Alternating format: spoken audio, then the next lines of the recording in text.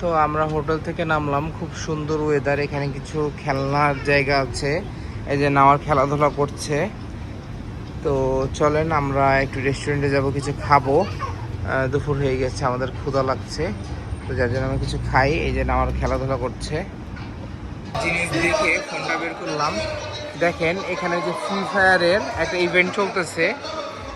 ওরা গেমসকে কত সুন্দর একটা প্রায়োরিটি দেয়, আর আমরা বাচ্চাদেরকে গেমস খেলতে দিই না বা ইয়ে করতে দিই। দেখেন কি সুন্দর ইয়ে গেমস চলছে, ওদের ভয়েস দিয়ে বলছে, মানে অ্যাজ লাইক হচ্ছে একটা কি বলবো আপনাকে, যেমন আমাদের যেমন ফুটবল খেলা, ক্রিকেট খেলা যেরকম হয় সেরকম স্টাইলে একটা কম্পিটিশন চলছে এখানে।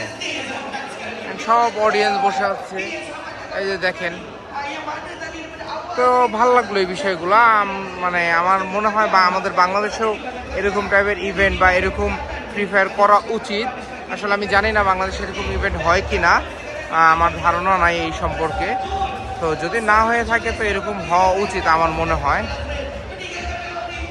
এরা মনে হয় আজকে উইন করেছে, আসলে আমি এটা বুঝি না। মেবি উইন করেছে, যে হাততালি দিল, খেলাও দেখলাম ওদের। এরা মনে হয় যে কাপটা পাবে।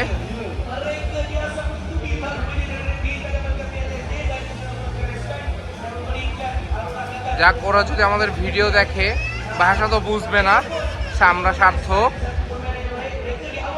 হ্যাঁ, ওরাই মনে হয় জিতেছে।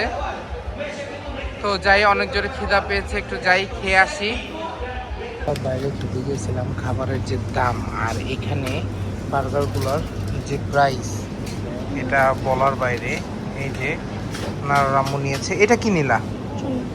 থাইল্যান্ডের 7-11-এ আমরা হচ্ছে কমে মানে খেয়েছি, আর এখানে প্রচুর দাম, মানে অবাস্তব দাম।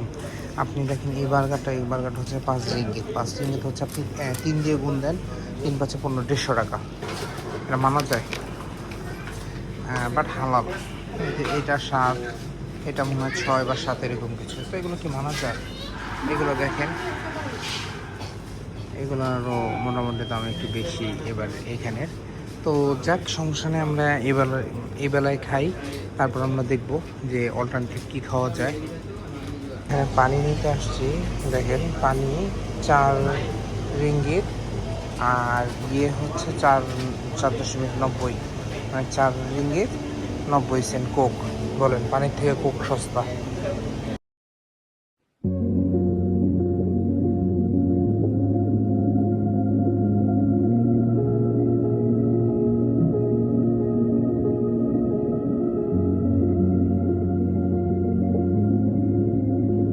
আমি আবার চলে আসলাম মলে। আমি আজকে কেন মলে আসলাম বলি, এখানে খাবার রেট দাম অনেক বেশি, আর আমাদের টেস্ট বাইটের সাথে যায় না খাবার।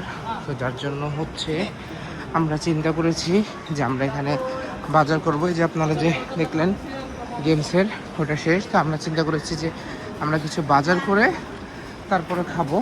এই যে সবাই এখান থেকে বাজার করেই খায়, সাশ্রয়ী হবে একটু, প্লাস হচ্ছে আপনার আমাদের টেস্ট বাইট সাথে বাজারটা যাবেও। এর জন্য আমরা দেখি মার্কেটটা খোলা কিনা। এটা না, বাজারটা কই একটু দেখতে হবে। আমি খুঁজি দেখে তারপর আবার আপনাদের সাথে কথা বলবো। মেবি আন্ডারগ্রাউন্ডে বাজারটা।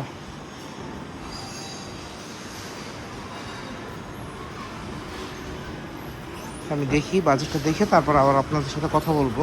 ভাগ্যক্রমে বাজার ইয়েটা পেয়ে গিয়েছি, আমরা কিছু বাজার করি, তারপর আবার আপনাদের সাথে কথা হবে। ট্রলি নিয়ে নিই। এই যে বাজার, আমাদের সুপার শপের মতোই সব। তো আমি বাজারটা নিয়ে তারপর আবার আপনাদের সাথে কথা বলছি, যেহেতু সময় নাই, 10টা বাজে এটা ক্লোজ হয়ে যাবে। এটা NSK গ্রুপের। তো যাই, আমি নিয়ে তারপর আপনাদের সাথে কথা বলবো। এই দেখেন বাজার, মাছ। আমরা আমি শিওর আমি বাজার থেকেই কিনেই তারপরে খাবো, মানে রান্না করে। আমি হচ্ছে ইয়ে করব না, রেস্টুরেন্টের খাবারে যাব না। তো ওরা ক্লোজ করে ফেলবে। আমি চাল টাল আমাদের টুকিটাকে যেটা অল্প কিছু নিয়ে নিই আজকে, তারপর আবার আপনাদের সাথে দেখা হবে যেহেতু ইমার্জেন্সি। আমাদের ধারের কাছে একটা বাজার আছে, এটা আমরা জানতে পেরেছি 15-10টার দিকে। তো আমরা কিছুই নিতে পারিনি আজকে শুধু ডিম, তেল, মশলা, চাল আর আলু এটাই নিলাম। আলু ভর্তা করব, কেমনে ভর্তা করব জানি না, শুধু ভাত হবে আর ডিম পোচ হবে, এটাই আমার কাছে মনে হচ্ছে।